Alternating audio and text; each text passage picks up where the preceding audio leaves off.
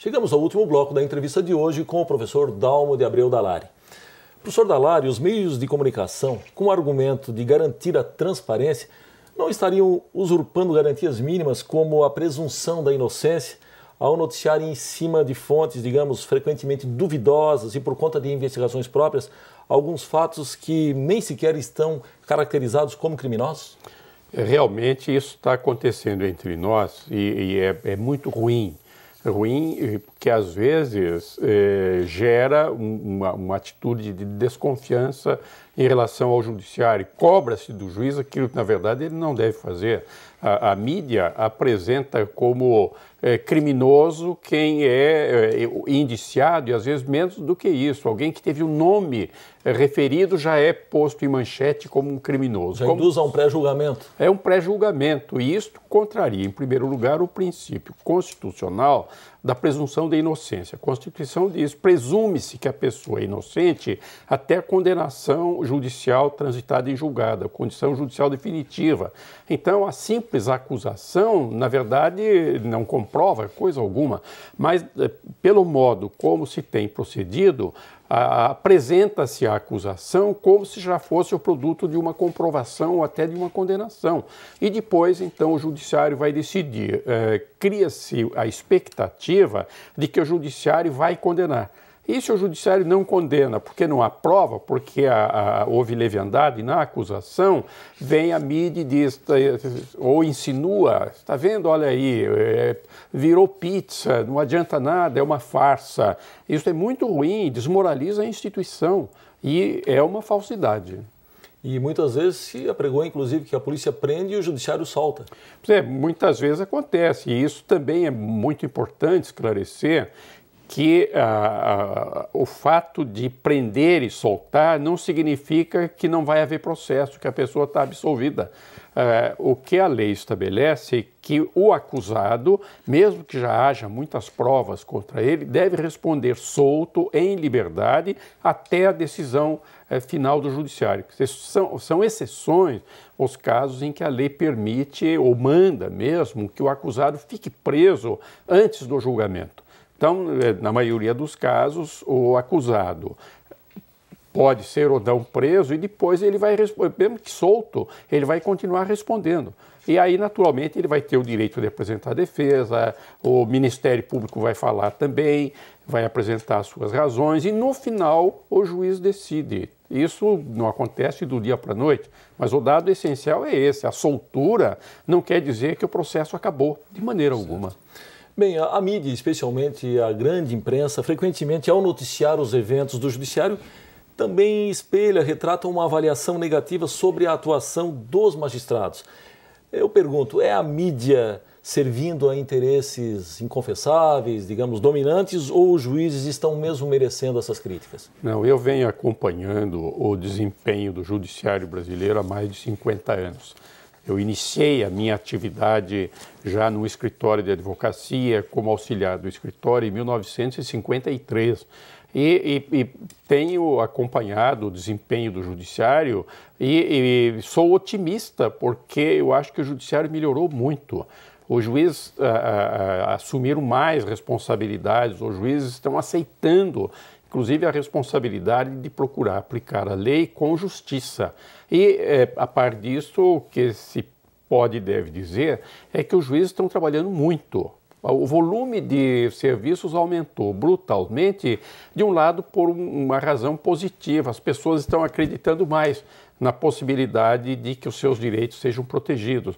Os meios para chegar ao judiciário se ampliaram e, ao mesmo tempo, não se corrigiu o sistema processual brasileiro, que é muito complexo, muito prolixo. Mas, com isso tudo, os juízes trabalham muito e estão assumindo efetivamente as suas responsabilidades, estão trabalhando. A minha avaliação do judiciário é muito positiva.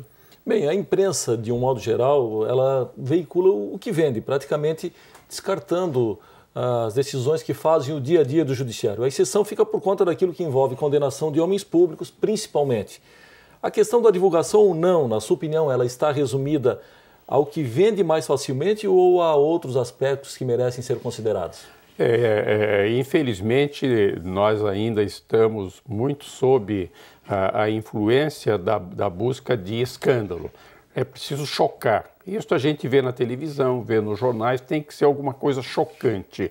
Eu mesmo tive um diálogo com um entrevistador de televisão que me procurou para saber a respeito de crimes, de coisas violentas. E eu fiz a pergunta, por que é que vocês não noticiam tanta coisa boa que está acontecendo no Brasil? E a resposta dele foi, essa coisa boa não é notícia. Eu discordo absolutamente, acho sim, as pessoas querem coisa boa é notícia desde que dada de boa fé e com inteligência. Coisa boa é notícia, sem dúvida alguma, mas infelizmente parece que grande parte da nossa imprensa não acredita nisso. Bem, o que o senhor pensa sobre a tendência da imprensa de apresentar o juiz como um personagem neutro, isento, apolítico? Isso de um lado é consequência de falta de preparo dos jornalistas, porque esta ideia do juiz neutro, do juiz apolítico, era a ideia antiga, e é curioso lembrar isto. Este tipo de juiz, esta imagem do juiz, nasceu na França com Napoleão Bonaparte.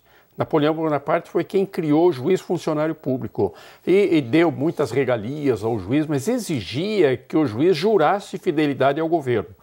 E então se criou, inclusive, uma expressão que aparece em muitos livros jurídicos: o juiz é boca da lei. Como se dissesse, o juiz não pensa, o juiz só fala para dizer o que está escrito. E isso, então, chegou ao Brasil e se tornou uma espécie de padrão. E, felizmente, isso ficou para trás. O juiz é um ser humano, ele pensa sim, precisa pensar, se preocupa com a justiça. Então, não há por que considerar negativo o juiz que faz a avaliação, inclusive política e social, mas política nesse sentido, aquilo que é efetivamente do interesse comum e que está na Constituição e que está nas leis. Esta imagem do juiz neutro, o juiz que não pensa, felizmente está ficando para trás. Bem, professor Dallari, o senhor veio para Santa Catarina para abordar com os juízes justamente esse tema.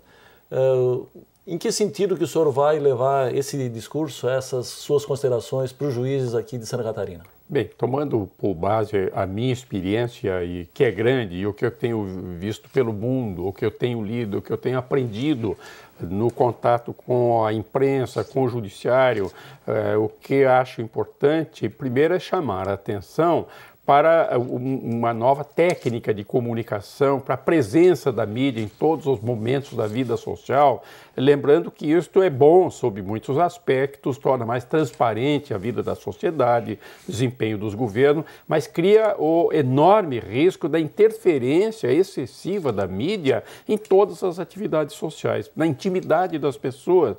A mídia, que muitas vezes pode coagir, intencionalmente ou não, coagir o juiz, coagir o judiciário. Então é preciso alertar o judiciário para isso.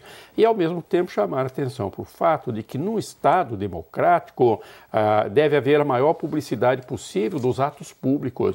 O juiz é um agente do povo.